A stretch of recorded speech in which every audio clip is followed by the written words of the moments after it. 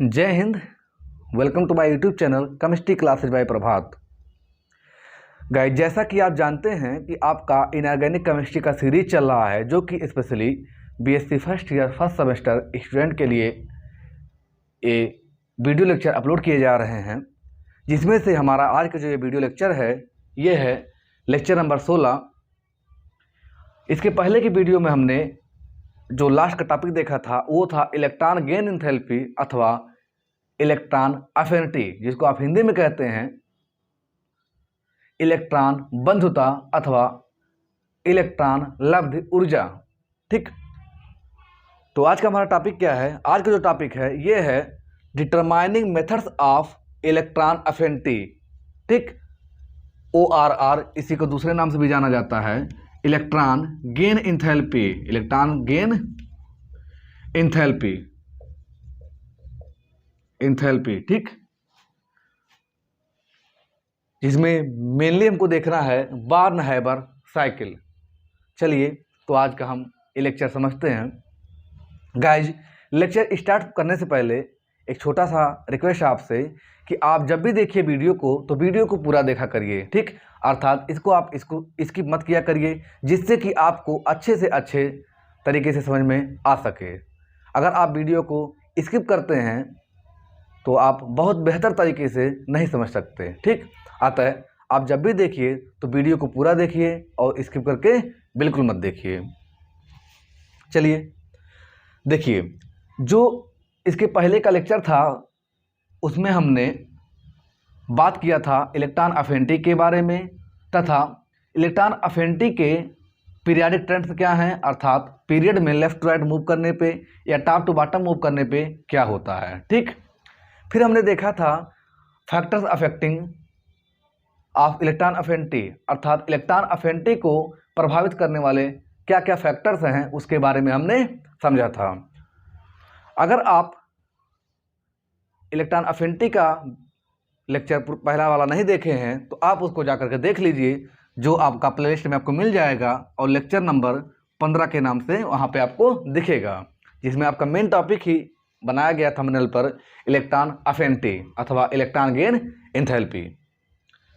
चलिए देखते हैं आज का हमारा वीडियो लेक्चर क्या है। ठीक, देखिए, जो आपका इलेक्ट्रॉन अफिनिटी डिटरमाइन करने का मेथड होता है, ठीक, तो ये आप दो तरीके से मेजर कर सकते हैं। अर्थात इलेक्ट्रॉन अफिनिटी का जो वैल्यू होता है, ठीक, इस वैल्यू को आप दो तरीके से मेजर कर सकते हैं। पहला तरीका क्या है कि आप इसको डायरेक्टली मेजर कर सकते हैं, यानी डायरेक्टली कैलकुलेट कर सकते हैं, डायरेक्टली। ठीक, और ये डायरेक्टली मेथड आपका कहलाता है, ठीक, स्पेक्ट्रोस्कोपिक मेथड, स्पेक्ट्रोस्कोपिक मेथड। ठीक, जिसको आप ऐसे भी कह सकते हैं कि प्रैक्टिकल मेथड, यानी कि जब आप इसको प्रैक्टिकली यानी करके देखते हैं। ठीक, दूसरा क्या होता है कि जो हम लोग यानी स्टूडेंट यानी कि आप सब लोग थ्योरेटिकली इसको कैलकुलेट करते हैं। ठीक, जिसे कहते हैं इनडायरेक्ट मेथड। ठीक, इनडायरेक्ट मेथड इसे कहा जाता है, ठीक, थ्योरेटिकल मेथड। ठीक, जिससे आप क्वेश्चन सॉल्व करते हैं। ये जो मेथड होता है, ठीक, ये बहुत ही एक्यूरेट जानकारी देता है। ठीक, क्योंकि इसको आप प्रैक्टिकली कर देखते हैं। ठीक, अर्थात इसको प्रैक्टिकली किया जाता है कि इसका इलेक्ट्रॉन अफिनिटी कितना होगा एक्चुअल में। ठीक, बट ये क्या है, ये थ्योरेटिकल मेथड है। ठीक, तो ये ज़्यादा एक्यूरेट होता है इसकी तुलना में। ठीक, तो जो आपका ये इनडायरेक्ट मेथड है, इसमें बेसिकली जो आपका यूज किया जाता मेथड, उस मेथड का नाम है बार्न-हाइबर साइकिल। चूँकि इस मेथड को देने वाले कौन थे? बार्न-हाइबर थे, अतः इसलिए इसका नाम पड़ गया बार्न-हाइबर साइकिल। क्योंकि ये जो मेथड है एज ए साइकिल मतलब जानते हैं आप कि जैसे आपका साइकिल कहने का मतलब है कि ओवरऑल कुछ ऐसा, मतलब गोल सा कहने का मतलब क्या है कि इसका पहला स्टेप और लास्ट स्टेप एक ही जगह आकर मिल जाता हो, तो उसे आप कहते हैं साइक्लिक। ठीक, तो इसलिए इसका नाम पड़ जाता है बार्न-हाइबर साइकिल। ये जो बार्न-हाइबर साइकिल होता है, अर्थात ये जो मेथड है इनडायरेक्ट वाला, ये बेस्ड है हेस लॉ पर। किस पर? हेस लॉ पर। ठीक, हेस लॉ पर। अर्थात बार्नहेबर साइकिल किस पे बेस्ड है? हेसला पर। अब आपके लिए समस्या हो जाती है कि हेसला क्या है, तो डोंट वरी, हम आपको समझाते हैं कि हेसला क्या है। देखिए, किसी भी प्रोसेस में एनर्जी चेंज देखने के लिए, अर्थात किसी प्रोसेस में टोटल कितना एनर्जी चेंज हुआ है उसको देखने के लिए हेस ने एक रूल दिया था, ठीक, जिसे कहा गया हेसला, ठीक, अथवा हेस रूल। उसके अकॉर्डिंग क्या था कि किसी भी प्रोसेस में टोटल जो एनर्जी चेंज होता है, अगर उसको कैलकुलेट करना हो तो उस टोटल प्रोसेस को, अर्थात टोटल एनर्जी चेंज प्रोसेस को कई सारे स्टेप में यदि तोड़ दिया जाए, यानी ब्रेक कर दिया जाए, और फिर उस स्टेप में जितना भी चेंजिंग होता है उन चेंजिंग को आपस में जोड़ लिया जाए, तो टोटल आपका एनर्जी कैलकुलेट हो जाएगा। फॉर एग्जांपल आप इसको ऐसे समझ सकते हैं कि जैसे कोई प्रोसेस है, यानी कोई केमिकल रिएक्शन हो रहा है जिसमें रिएक्टेंट ए से लेकर के प्रोडक्ट डी का निर्माण हो रहा है, अर्थात ये एक प्रोसेस है और इस प्रोसेस में एनर्जी चेंज हो रहा है, ठीक, क्योंकि जब भी कोई प्रोसेस होता है तो एनर्जी चेंज श्योर होता है, ठीक। या तो प्रोसेस एक्सोथर्मिक होता है या तो एंडोथर्मिक होता है, अर्थात या तो वह एनर्जी को ऑब्जर्व करता है या तो एनर्जी को रिलीज करता है, ठीक। तो इसमें अगर आपको देखना है कि टोटल कितना एनर्जी चेंज हुआ है, अर्थात डेल्टा ई क्या है, डेल्टा ई क्या है, तो इसको आप कई सारे छोटे छोटे स्टेप में ब्रेक कर लीजिए, ठीक। अब वो स्टेप कौन कौन से हैं अभी आपको थ्योरी लिखवाते समय हम समझा देंगे, ठीक। तो फिलहाल इसको आप देखिए, तो हमने क्या कहा आपसे कि इसको अगर आपको समझना हो, यानी कैलकुलेट करना हो, तो आप ये देखिए कि ए से डी बनने में कौन कौन से ऐसे स्टेप्स हैं जो इन्वॉल्व हो रहे हैं, ठीक। जैसे हम इसको ऐसे समझते हैं कि पहले ए से लेकर के बी बना होगा, ठीक, और एनर्जी में कुछ चेंज हुआ होगा, मान लेते हैं जो एनर्जी में चेंज हुआ वो E1 है। फिर बी से लेकर के सी बना होगा, ठीक, जिसमें हम मान लेते हैं कि एनर्जी चेंज E2 है। फिर सी से लेकर के फाइनल प्रोडक्ट डी बना होगा जिसमें एनर्जी चेंज E3 है, ठीक।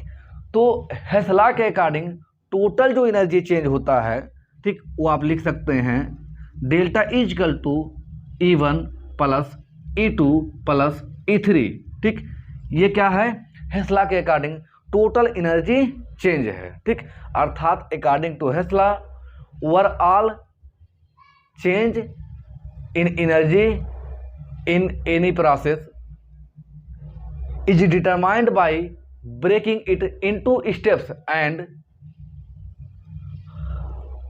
adding the steps energy, ठीक, and adding the steps energy। मतलब हम इस प्रोसेस को समझने के लिए, इस एनर्जी को कैलकुलेट करने के लिए इसको कई सारे स्टेप में तोड़ लेते हैं, फिर उस स्टेप के जो एनर्जी है, अर्थात जो उस स्टेप में चेंज इन एनर्जी हो रहा है उसको ऐड कर लेते हैं, जिससे आपको टोटल चेंज इन एनर्जी मिल जाता है, ठीक। इसको हम अभी एग्जांपल लेके समझ लेते हैं, तब तक इसका आप स्क्रीनशॉट ले लीजिए, फिर आगे बढ़ते हैं। अब इसको हम लिख लेते हैं, तब लिखेंगे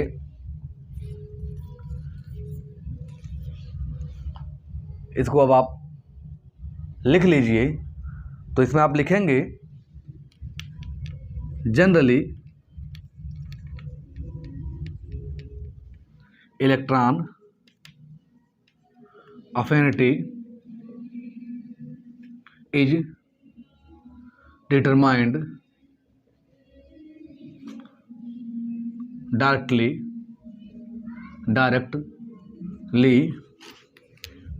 by using spectroscopic method, and indirectly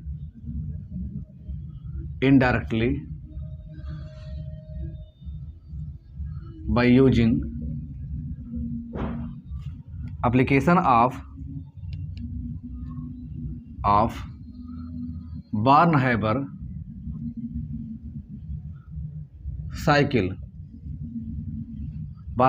cycle. फिर आप लिखेंगे नीचे बार्नहेबर साइकिल इज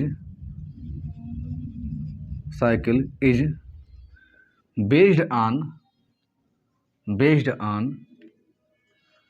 हेसला, हेसला, ठीक, यानी बार्न हाइबर साइकिल किस पे बेस्ड है? हेसला पे है। फिर आप हेसला के बारे में थोड़ा सा लिख लीजिए। And according to Hess law, according to हेसला,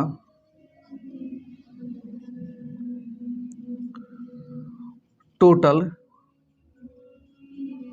change in energy in a process is determined by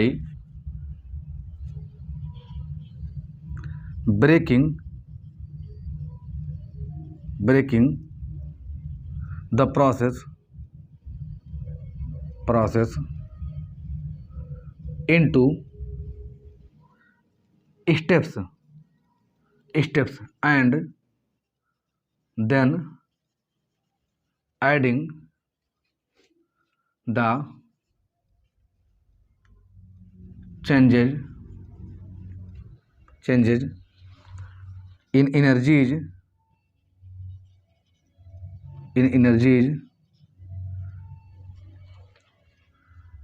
which is obtained in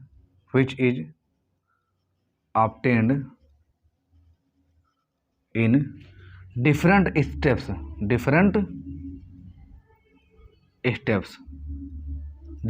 steps हमने क्या लिखा है एक बार आप सुन लीजिए, हम रीड कर दे रहे हैं इसको दोबारा।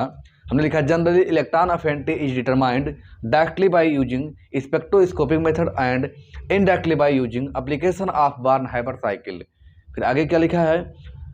बार्न Haber cycle is based on Hess law and Hess law क्या है उसके बारे में फिर लिखा हमने। According to Hess law total change in energy in a process is determined by breaking the process into steps and then adding the changes in energies which is obtained in different steps, ठीक।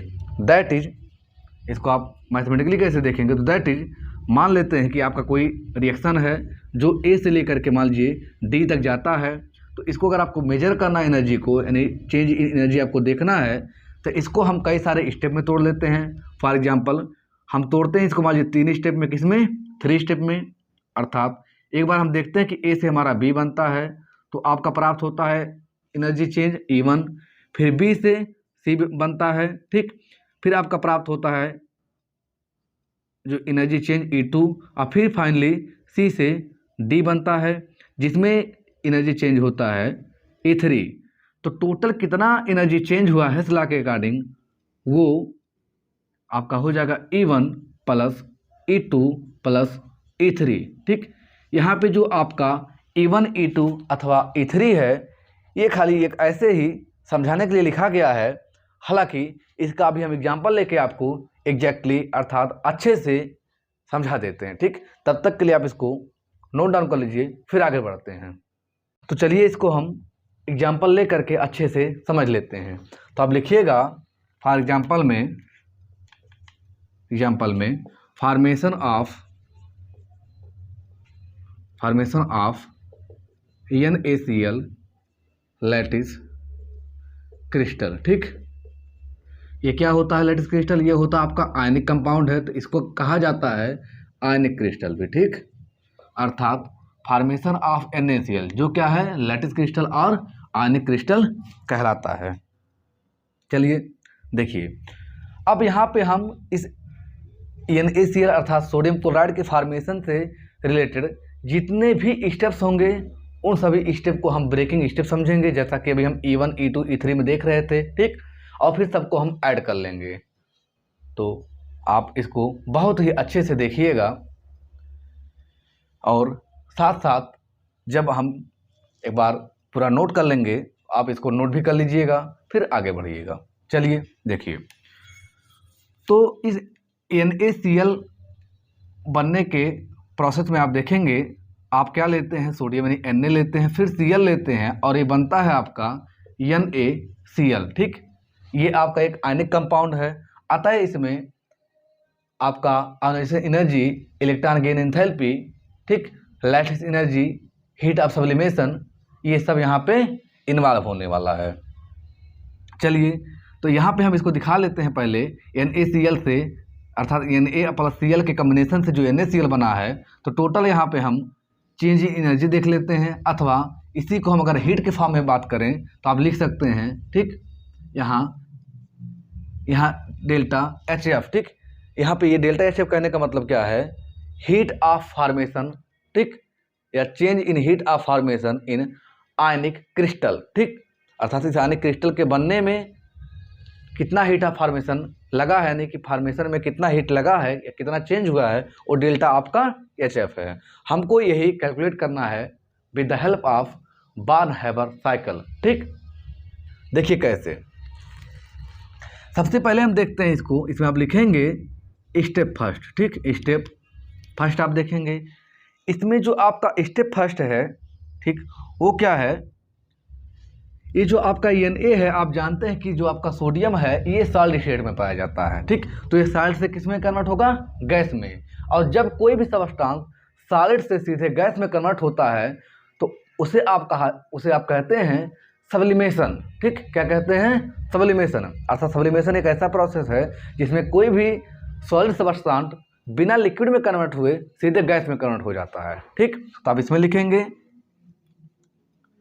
Sublimation step, ठीक, sublimation step, ठीक। ये जो आपका sodium है इस step में, ठीक, जो कि यहाँ पे किस में है, सॉलिड में है, ठीक, ये क्या करेगा, एनर्जी ऑब्जॉर्ब करेगा, ठीक, ये आपका एनर्जी है, इसको क्या करेगा, लेगा और कन्वर्ट हो जाएगा, ठीक, सोडियम गैस में, अर्थात ये सॉलिड स्टेट से किस में आ गया, गैसेस स्टेट में आ गया। तो इसमें जो एनर्जी इन्वॉल्व हुई है इसको आप कहेंगे सब्लिमेशन एनर्जी अथवा हीट ऑफ सब्लिमेशन, जिसको हम यहाँ पे रिप्रेजेंट कर रहे हैं यस से, किससे, यस से, चूँकि आप यह एनर्जी इसको दे रहे हैं सोडियम को, अतः यह होगा आपका पॉजिटिव साइन में, किस में होगा, पॉजिटिव साइन में। साथ साथ इसका हम सिंबल देखते चलते हैं जिससे आपको और आसानी होगी समझने में। चलिए ये हो गया आपका पहला स्टेप। फिर आप अगला स्टेप देखिए, स्टेप सेकंड। स्टेप सेकंड में आप देख रहे हैं या आप जानते हैं कि जो गैसें होती हैं ये एटम के फॉर्म में नहीं पाई जाती हैं बल्कि मॉलिक्यूल के फॉर्म में पाई जाती हैं। अतः पहले इस मॉलिक्यूल को आपको एटम में कन्वर्ट करना होगा। तो आप जानते हैं कि आपका एक गैस है, ठीक, अभी इसको हम बैलेंस नहीं किए हैं, लीजिए अब हो गया आपका बैलेंस, ठीक। तो यहाँ पे आप लिखेंगे 1/2 Cl2, ठीक, ये एनर्जी लेता है और एनर्जी ले करके कन्वर्ट हो जाता है, ठीक, Cl एटम में। अभी ये मॉलिक्यूल है, अभी क्या हो गया, एटम हो गया, ठीक। यहाँ पर अभी भी ये गैस ही था, ठीक, और यहाँ भी ये गैस है, लेकिन ये क्लोरीन मॉलिक्यूल जो चेंज हुआ है किसमें, क्लोरीन एटम में, ठीक। तो ये एनर्जी लेता है, जिस एनर्जी को आप कहते हैं डिसोसिएशन एनर्जी, ठीक, क्या कहते हैं, डिसोसिएशन एनर्जी। चूंकि यहाँ पर हाफ Cl2 है, ठीक, तो यहाँ पे लिखा जाता है हाफ डी मतलब डिसोसिएशन एनर्जी। अतः इस स्टेप को आप लिखेंगे यहाँ पे डिसोसिएशन स्टेप, क्या लिखेंगे, डिसो, ठीक, सिएशन स्टेप। ये जो आपका स्टेप दूसरा था, ठीक। चूंकि अब आप देख रहे हैं कि ये एनर्जी क्या कर रहा है, ले रहा है। जब ये एनर्जी ले रहा है तो हमने 1/2 यहाँ डी लिखा है, या इसको भी आप यहाँ ऐसे ई दिखा सकते हैं, और इसको जो हम रिप्रेजेंट कर रहे हैं वो होता है आपका 1/2 डी, ठीक। अर्थात इस मॉलिक्यूल को के लिए जो डिसोसिएशन एनर्जी होती है, ठीक, वो यहाँ पे उसका आप हाफ लिखेंगे, किसका, इस क्लोरीन का, ठीक, हाफ, ठीक। तो ये भी देखिए आप दे रहे हैं, जब इसको भी आप दे रहे हैं तो ये भी कैसा साइन होगा, ये भी आपका होगा 1/2 जो डी है डिसोसिएशन एनर्जी है, ये भी कैसा होगा, पॉजिटिव साइन में होगा। फिर चलिए आगे बढ़ते हैं, देखते हैं स्टेप थर्ड में। तो स्टेप थर्ड में अब देखिए आप यहाँ पे सोडियम को भी गैस में ले लिए हैं, यानी गैसियस में कन्वर्ट कर चुके हैं, और क्लोरीन को भी आप एटम के फॉर्म में ले चुके हैं। अब इनको आपको आयोनाइज करना पड़ेगा क्योंकि आयनिक कंपाउंड है। तो आप जानते हैं कि आयनिक कंपाउंड कब बनते हैं, after loss and gain of electron. तो स्टेप फोर्थ में हम थर्ड में देखते हैं कि सोडियम आपका इलेक्ट्रॉन लॉस करता है, तो जिसे आप बोलते हैं आयोनाइजेशन स्टेप। तो आप यहाँ लिखेंगे आयोनाइजेशन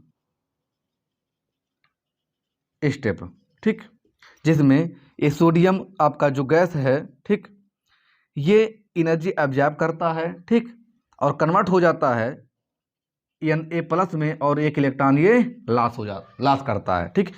और इस एनर्जी को आप कहते हैं आयोनाइजेशन एनर्जी, जैसा कि पहले वीडियो में आप पढ़ चुके हैं, ठीक। तो ये हो गया आपका आयोनाइजेशन एनर्जी, ठीक।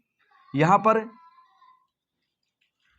ये एनर्जी कहलाया सब्लिमेशन एनर्जी, यहाँ पर ये जो एनर्जी है कहलाया डिसोसिएशन एनर्जी, और यहाँ पर ये एनर्जी क्या कहलाया आयोनाइजेशन एनर्जी, ठीक।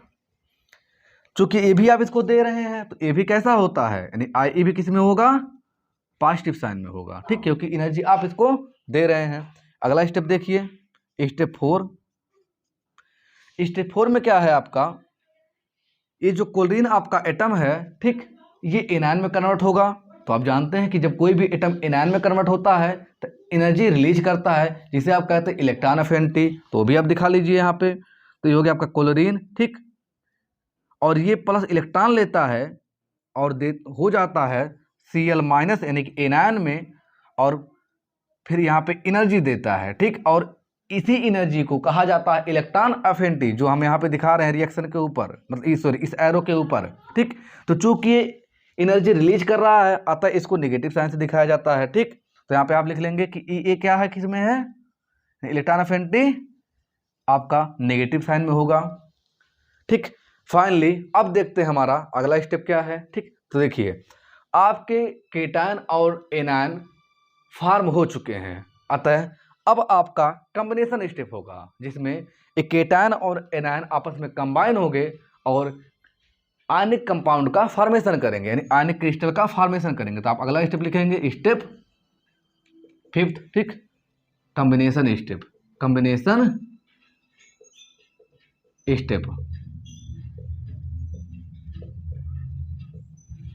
या फॉर्मेशन ऑफ लैटिस क्रिस्टल, जिसमें देखिए आपका NaCl, ठीक, ये भी गैस में है, सॉरी Na+ गैस में है, फिर आपका ये Cl- ये भी क्या है, गैस में है। ये दोनों कंबाइन होंगे और बनाएंगे NaCl, ठीक, आयनिक क्रिस्टल।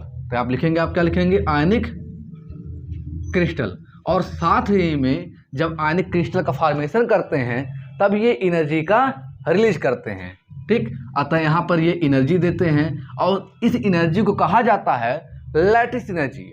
चूँकि इस क्रिस्टल, इस केटायन एंड एनायन से बनता है आयनिक क्रिस्टल, जिसे क्या कहा जाता है, लैटिस क्रिस्टल, और साथ ही में ये एनर्जी रिलीज करते हैं। अतः इसे क्या कहा जाता है, इस एनर्जी को लैटिस एनर्जी, जिसको रिप्रेजेंट किया जाता है जनरली U से। तो इस पर हम दिखा रहे हैं U, चूंकि एनर्जी रिलीज हो रहा है अतः इसको किस में दिखाएंगे आप, नेगेटिव साइन में। तो आप यहाँ लिखेंगे U किस में रहेगा, नेगेटिव साइन में रहेगा, ठीक। अब देखिए टोटल आपके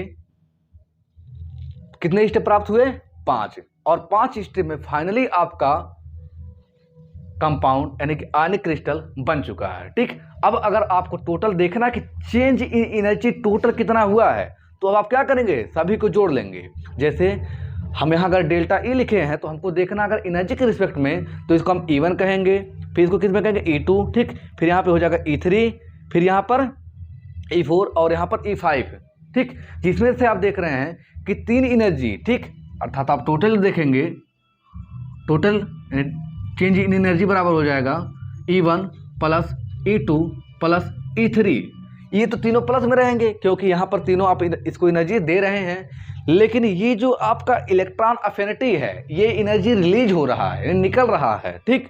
एनर्जी क्या हो रहा है, निकल रहा है, अतः ये किस में रहेगा, माइनस में रहेगा, ठीक। और ये जो आपका लैटिस एनर्जी है ये भी निकल रिलीज हो रहा है, अतः ये भी किस में रहेगा, माइनस में रहेगा, ठीक।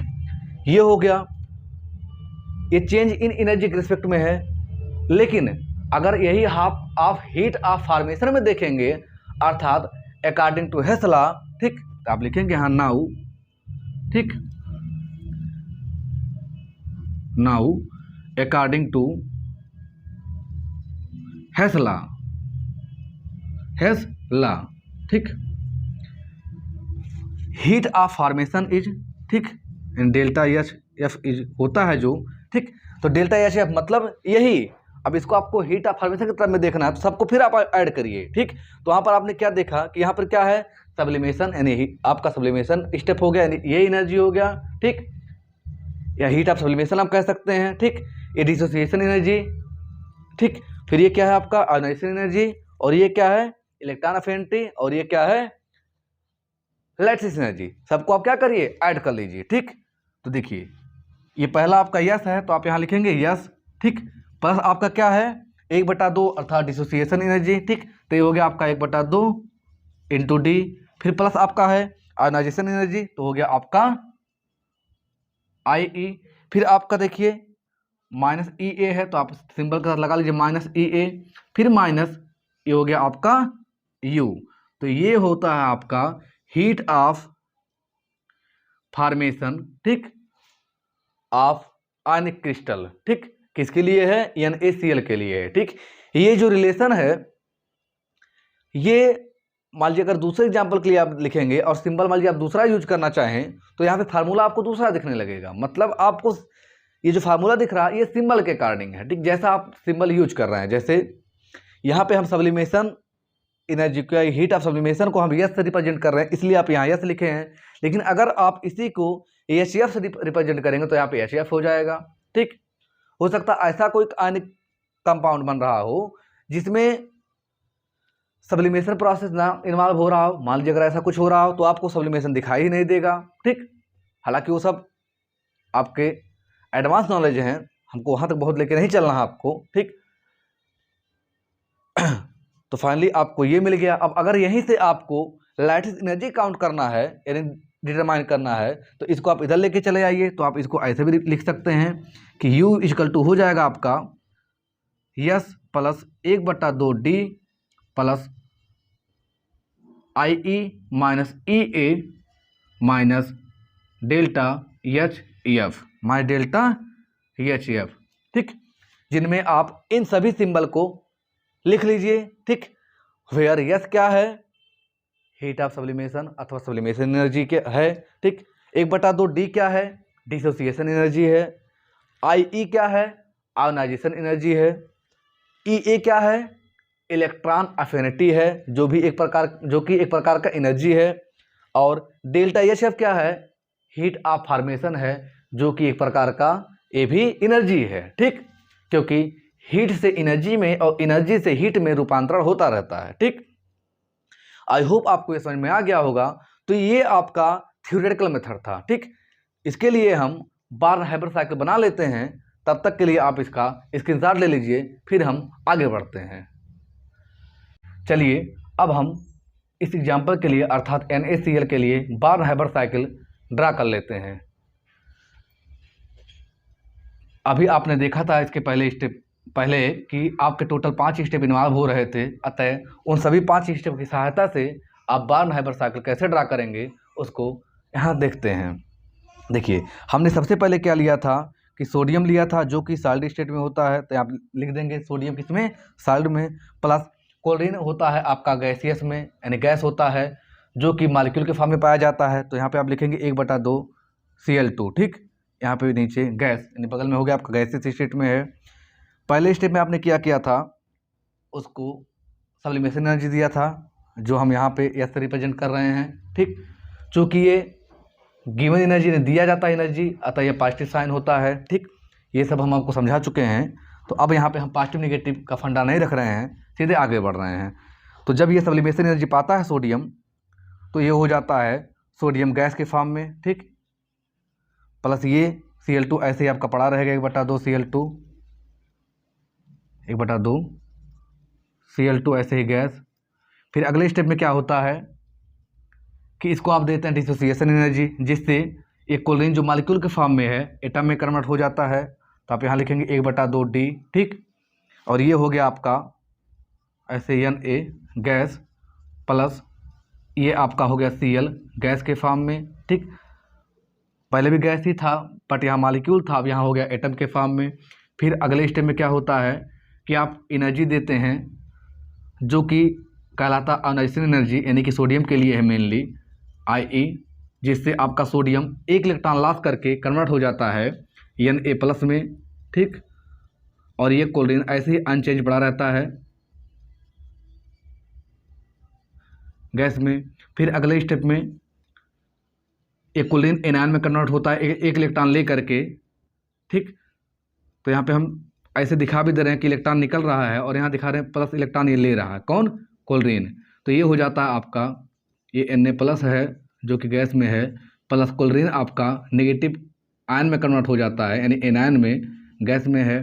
फिर अब फाइनली आपका यहाँ पर, ठीक, ये हो गया E क्योंकि ये इलेक्ट्रॉन एक्सेप्ट करते समय एनर्जी रिलीज करता है। और फाइनली ये आपका देखिए आपको 2 आयन प्राप्त हो गए जो कि अगले स्टेप में जा करके आपस में कंबाइन हो जाते हैं और लैटिस क्रिस्टल का फॉर्मेशन करते हैं, ठीक। तो यहाँ आप दिखा लीजिएगा ऐसे एरो बना करके, ठीक। और ये आपस में कंबाइन होते हैं जिससे एनर्जी रिलीज करते हैं, जिसे आप कहते हैं लैटिस एनर्जी, और रिप्रेजेंट हमने किया है U से, ठीक। किससे? U से। तो यहाँ आपका बन गया NaCl। और इसको आप डायरेक्ट वे से देख सकते हैं, ठीक। तो डायरेक्ट वे में हमने जो आप सबसे पहले रिएक्शन दिखा था वो इस प्रकार से था आपका, Na+Cl करके दिखाए थे हम, और यहाँ पे लिखे थे ΔE/ΔHF, ठीक। और NaCl बना था, तो यहाँ पर यही रहेगा आपका ΔEHF, ठीक। और अगर एनर्जी के रिस्पेक्ट में आप देखेंगे तो हो जाएगा आपका ΔE, ठीक। तो ये जो आपका फिगर है, अर्थात जो स्ट्रक्चर आपको प्राप्त होता है, ठीक, यही कहलाता आपका बार्न-हाइबर साइकिल, ठीक। बार्न-हाइबर साइकिल, अर्थात फिगर में आप क्या लिखेंगे? किसका है ये फिगर? बार्न-हाइबर साइकिल का है। फॉर किसके लिए? For NaCl। तो आप इस प्रकार से बार्न-हाइबर साइकिल NaCl के लिए प्राप्त करते हैं। इसी प्रकार आप अन्य आयनिक क्रिस्टल के लिए भी बार्न-हाइबर साइकिल प्राप्त कर सकते हैं। कॉन्सेप्ट आपका सेम रहता है, ठीक। बस आपके जो एटम्स हैं वो खाली अलग अलग हो जाते हैं। जैसे इसी प्रकार आप LiCl का भी प्राप्त कर सकते हैं, या कोई भी आपका कंपाउंड हो आयनिक, उसके लिए आप प्राप्त कर सकते हैं बार्न-हाइबर साइकिल, ठीक। आई होप आपको ये पूरा वीडियो लेक्चर अच्छे समझ में आ गया होगा। अगर आप हमसे जुड़ना चाहते हैं तो हमारे वीडियो को आप लाइक करिए, शेयर करिए, एंड हमारे इस YouTube चैनल को सब्सक्राइब कीजिए और अधिक से अधिक शेयर करिए, जिससे और भी लोग इसको देख सकें और इस वीडियो लेक्चर का लाभ उठा सकें। फिर मिलते हैं नेक्स्ट वीडियो में, तब तक के लिए धन्यवाद।